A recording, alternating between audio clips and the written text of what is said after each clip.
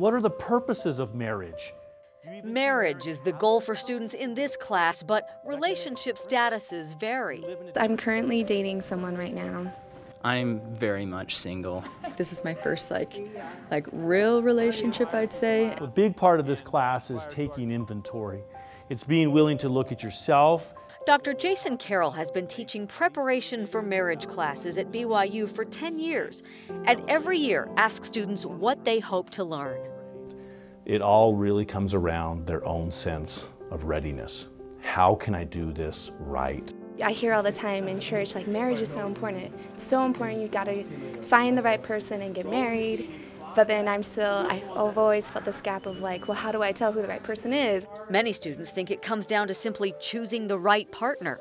It's created I see one of the biggest pitfalls in modern dating. And I find a really great relationship, then I'm going to commit to it. The problem is that from everything we know about successful relationships, that's a bit backwards. Backwards because it's the commitment and investment that creates the great relationship. Carroll says you can boil down the last 30 years of scientific research on couples and marriage to one thing. That there are indeed skills, there are ways of doing a relationship, ways of making a relationship. But sometimes individuals and couples just haven't been taught the skill set. And you start learning those skills at a very young age. In the womb, and I say that actually quite seriously. We know that that early child experience primes us. I think if we wait until you've got a serious couple, you're too late. BYU professor Alan Hawkins wrote the Forever Initiative. It advocates more public policies aimed at ensuring marriages stand the test of time. The first step? Teaching youth and young adults what healthy relationships look like. And they don't necessarily come particularly naturally. Dr. Hawkins found a program that begins teaching those skills in grade school. So the brain always needs to stay the brain. Janine McKenzie created the Center for Relationship Education in Denver, Colorado in 2003. CRE's curriculum is now taught in 42 states and 8 countries. My intention was always to fill that gap between body parts and contraception. It was to talk about relationships. McKenzie is a registered nurse and saw the need for a different approach to sex ed after she visited her son's class. Kids equate sex with disease because that's all we're talking about. I want to change that paradigm.